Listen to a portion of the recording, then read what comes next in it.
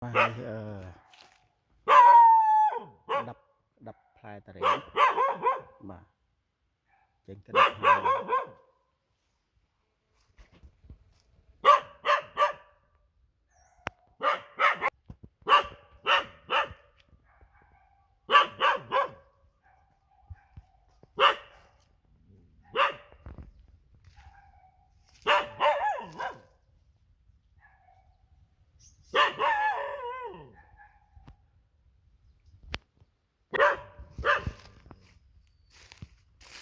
công càng như châm niên rồi bao giờ mà chọc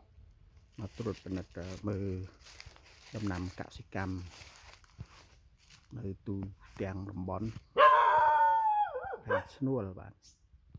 hay chụp cao lên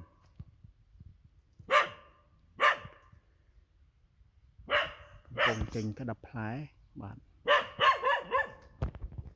hay terrainនេះក៏យើងត្រូវរៀបចំប្រមូលផលជា3វគ្គផងដែរបាទវគ្គទី1វគ្គទី2វគ្គទី3យើងត្រូវប្រមូលផលផ្លែ terrain 3វគ្គ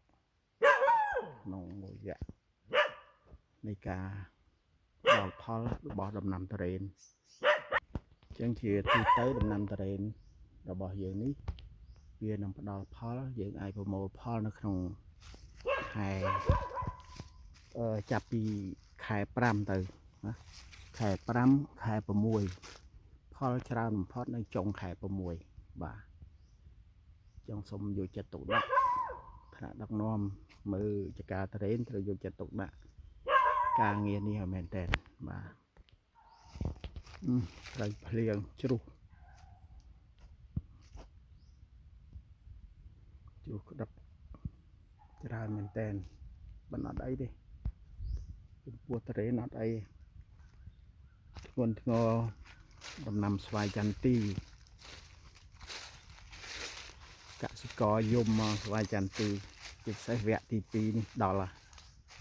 បាទបានផលវគ្គទី1បន្តិចវគ្គទី2ផលច្រើនបែរជាអត់បាន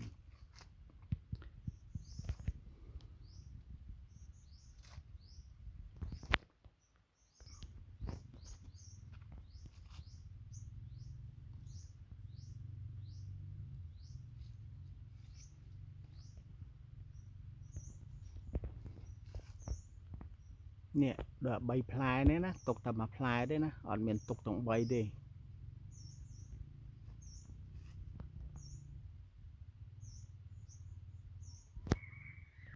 នេះឃើញផ្លែឡើងស្ញេះចឹងអត់មានទុកអីស្ញេះចឹងទេ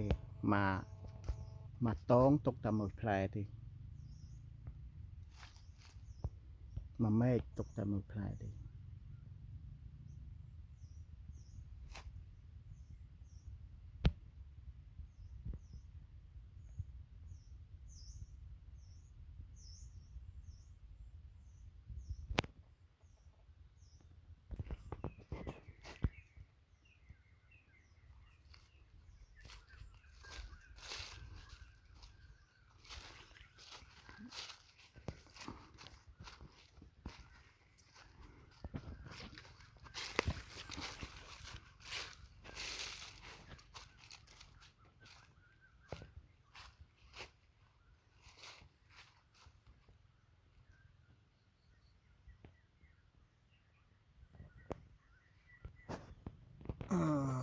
ជ្រុះផ្លែ